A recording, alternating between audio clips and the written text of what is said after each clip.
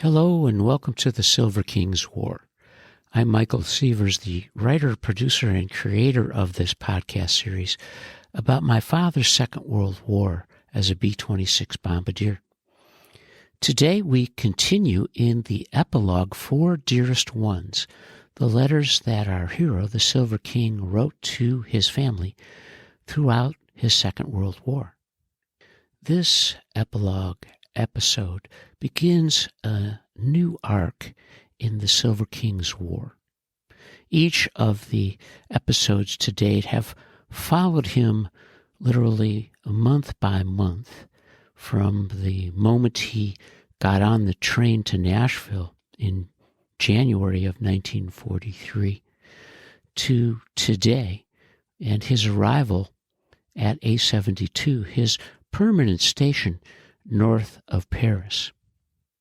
The King's arrival at his bomb group, almost to the day, 21 months later, corresponds with our progress in the epilogue, and this is part 21 in our pursuit of Dearest Ones. Stanley's first letter from his bomb group took 6 weeks to reach his family in Birmingham. And that really is a substantial interval when you think about the consistency in his writing. He's done a good job of explaining to his family that there will be gaps in his correspondence simply because it's taken a while to reach his destination. He writes to his family on October 15th, 1944, from France.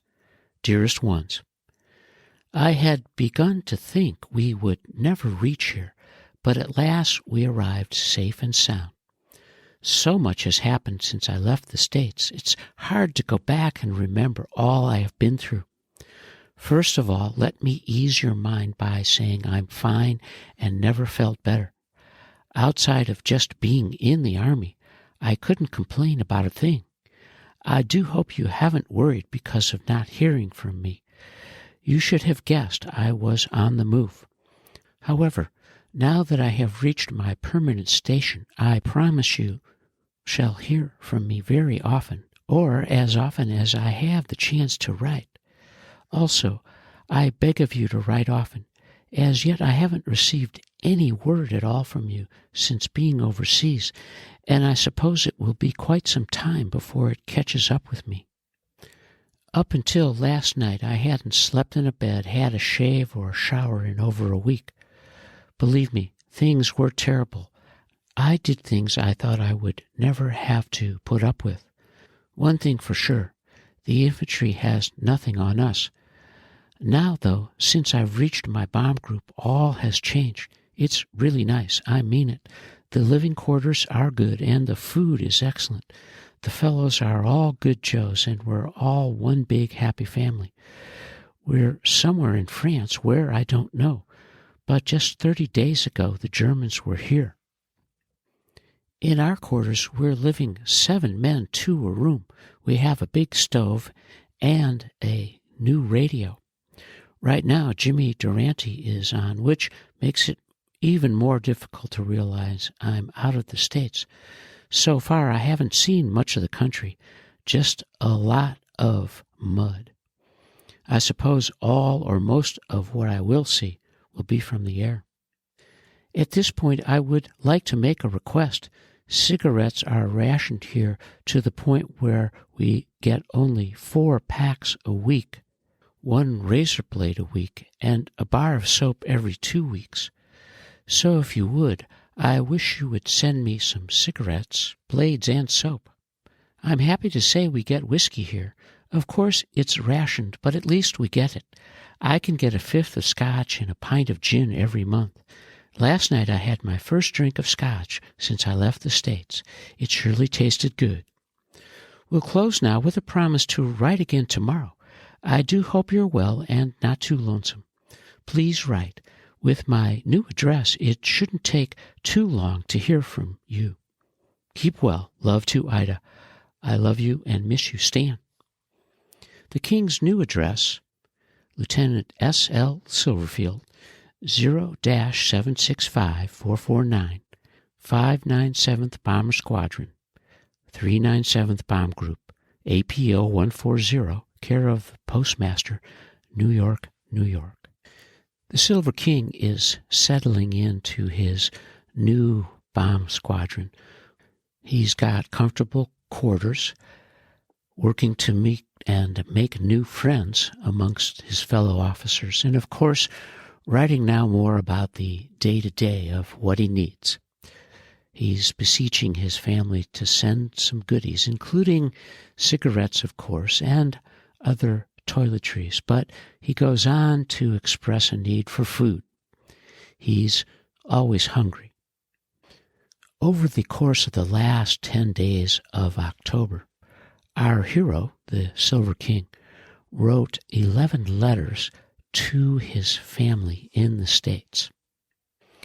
These daily descriptive letters reflected the time he had to go deep on the day-to-day.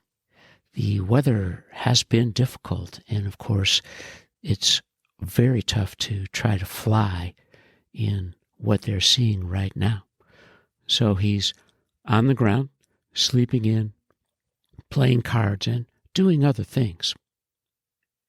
As he writes on October 21st, 1944, Dearest Ones, please forgive me for not writing these last few days. It's difficult as all hell to obtain writing material around here.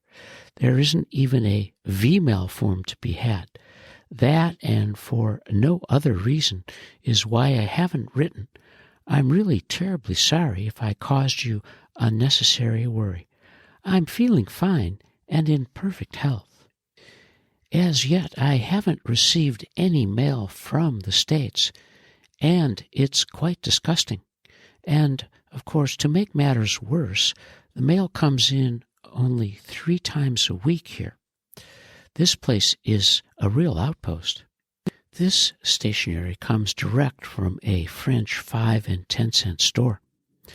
2 other fellows decided to go in early this afternoon with hopes of finding some stationery and perhaps do a little shopping.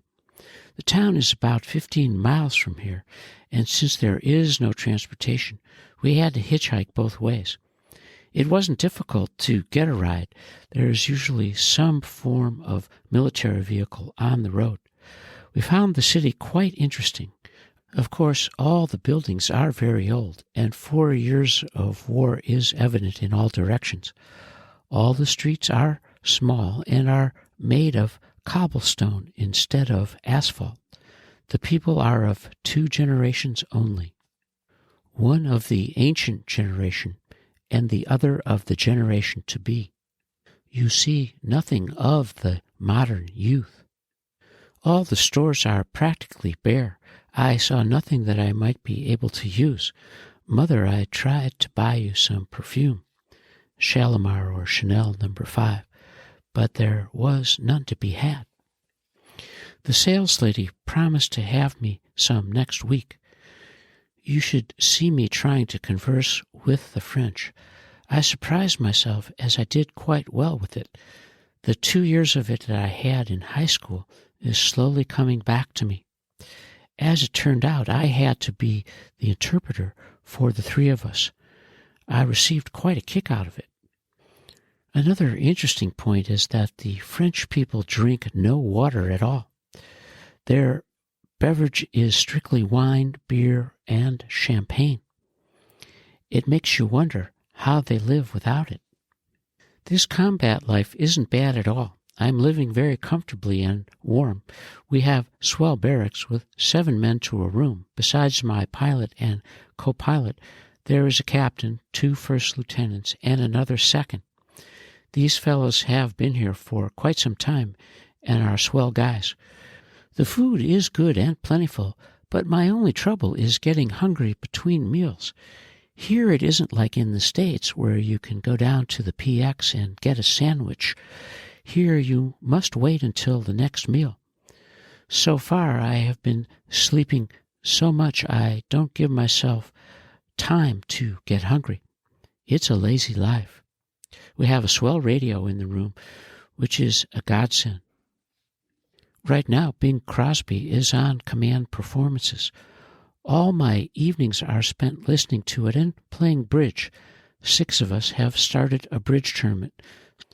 There is no more news. The mud is still knee-deep.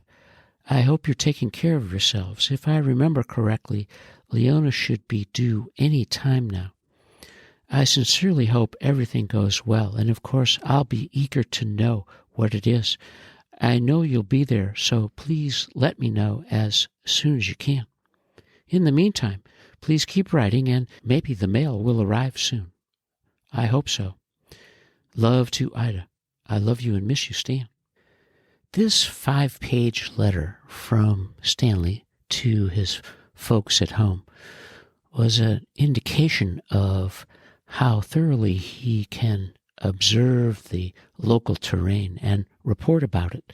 And each time I read his letters, I'm impressed and amazed at the thoroughness of what he can write about and how descriptive it all is. The Silver King's letters also relate how he awaits word from home and that the lack of mail is difficult for him and for all of his buds. They rely upon it as a true lifeline to the scenes and stories from home. And of course, Stanley is anxious about his sister Leona and the arrival of her second child. He's hopeful that everything will go well and that his folks will write about all the details and share the good news. And Stanley has a good news of his own as he writes to his family on October 22nd, 1944, from A-72. Dearest Ones, true enough, today is Sunday, although it could be any day in the week. It's a far cry from anything like it used to be in the States. Here one day is like all the others, and time is more or less counted in months, or maybe in leaves.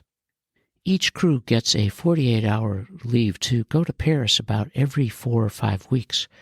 I'm eagerly looking forward to mine, as of course I'm curious to see what the place is like. You can be assured I'll have plenty to tell after I see it. The weather is still wet, and naturally I'm way ahead on my sleep. Yesterday I received some good news, which I forgot to mention in my letter. I was told our crew will be intact throughout our tour over here. This is very unusual, as most of the preceding crews have been split and separated. It was quite a relief to know Festi will remain as my pilot. We've been together for so long, we're almost like brothers. Stanley's good news in these letters towards the end of October are countered by the fact that he still hasn't received any mail. And he's describing a situation where he finds it difficult to write every day without receiving any information in return. Beyond the mail, he's still waiting for his baggage to reach his bomber squadron. His frustration comes in various phrases, and in this letter he's marveling at whether the Army is able to operate at all because they seem to screw up so often. And then, upon reflection, he acknowledges that he really shouldn't complain because things are easy right now. He's feeling good and describes his life as one of the life of Riley. And after all, it isn't many people, as he describes it, who have champagne to drink every night, and they're consuming Mum's 1937.